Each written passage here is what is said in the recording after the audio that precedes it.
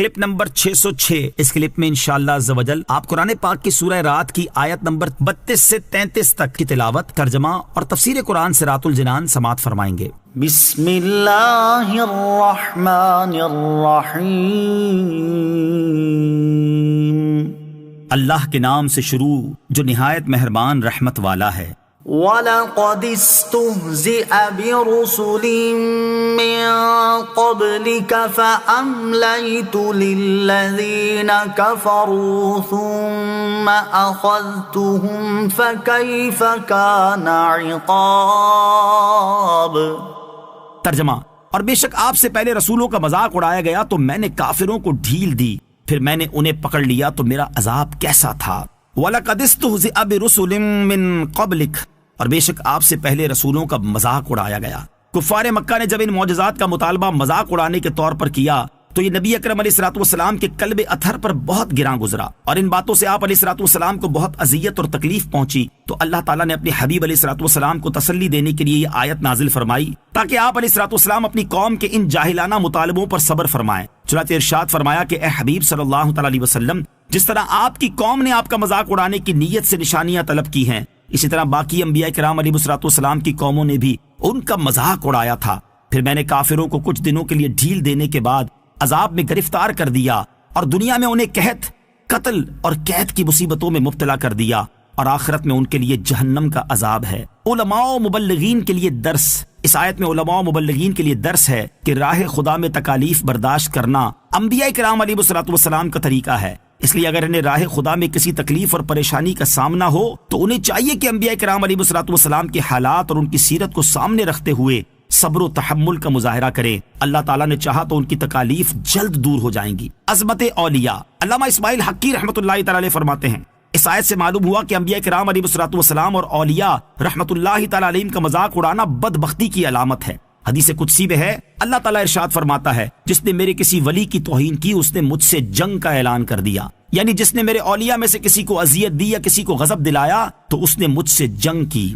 مزید فرماتے ہیں کہ اللہ تعالیٰ کے اولیاء سے محبت رکھنا، ان سے قلبی تعلقات قائم کرنا اور ان کی صحبت اختیار کرنا اللہ تعالیٰ کے نزدیک سب سے زیادہ نفع مند اعمال میں سے ہے، اور اللہ تعالیٰ کے اولیاء سے بغض و عداوت رکھنا، انہیں حقیر سمجھنا اور ان پر اعتراضات کرنا اللہ تعالیٰ کے نزدیک سب سے زیادہ نقصان دینے والے اعمال میں سے ہے۔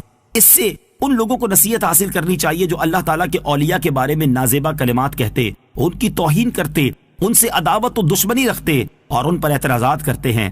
اللہ تعالیٰ انہیں ہدایت عطا فرمائے، آمین۔ أَفَمَنْ هُوَ قَائِمٌ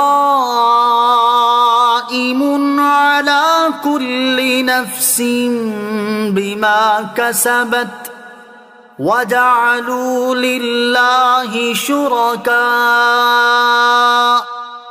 قُلْ سَمُّوهُمْ أَمْ تُنَبِّئُونَهُ بِمَا لَا يَعْلَمُ فِي الْأَرْضِ أَمْ بِظَاهِرٍ مِّنَ الْقَوْلِ بَلْ زُيِّنَ لِلَّذِينَ كَفَرُوا مَكْرُهُمْ وَصُدُّوا عَنِ السَّبِيلِ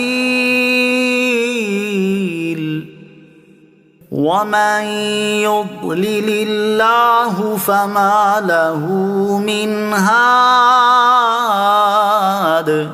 ترجمہ، تو کیا وہ خدا جو ہر شخص پر اس کے اعمال کی نگرانی رکھتا ہے وہ بتوں جیسا ہے؟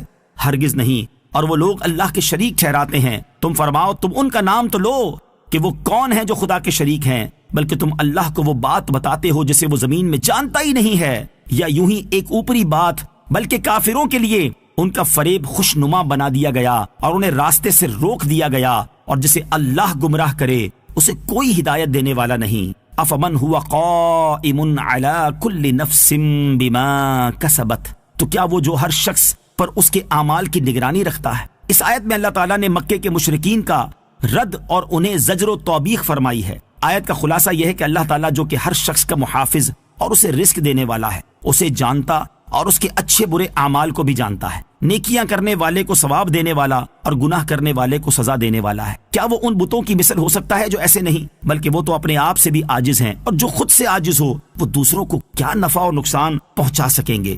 لہٰذا عبادت کا مستحق صرف اللہ تعالیٰ ہے، نہ کہ وہ بت جنہیں مشرکین اللہ تعالیٰ کا شریک ٹھہراتے ہیں۔ قل سموہم، تم فرماؤ تم ان کا نام تو لو، یعنی اے حبیب صلی اللہ تعالیٰ علیہ وسلم آپ ان سے فرمائے کہ تم جن بتوں کو عبادت کا مستحق ٹھہراتے ہو ان کی حقیقت تو بیان کرو کہ ان کا تعلق کس جنس سے ہے اور وہ کس قسم سے تعلق رکھتے ہیں، پھر غور کرو کہ کیا وہ عبادت کے لائق ہو سکتے ہیں؟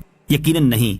لہٰذا تمہارے اس شرک کا مطلب یہ نکلا کہ تم اللہ تعالیٰ کو اس کے شریک کی خبر دے رہے ہو، حالانکہ اللہ تعالیٰ زمین میں اپنا کوئی شریک موجود نہ ہونے کی وجہ سے اسے جانتا ہی نہیں۔ اگر اللہ تعالیٰ کا کوئی شریک ہو سکتا تو اللہ تعالیٰ کو اس کا علم ضرور ہوتا، کیونکہ اس کا علم ہر چیز کو محیط ہے، اور جو اللہ تعالیٰ کے علم میں نہ ہو وہ محض باطل ہے۔ لہٰذا اللہ تعالیٰ کے لیے شریک ہونا بھی باطل اور غلط ہے۔ یاد رہے کہ اس آیت میں اللہ تعالیٰ کے علم کی نفی نہیں کی گئی، بلکہ اللہ تعالیٰ کا شریک ہونے کی نفی کی گئی ہے۔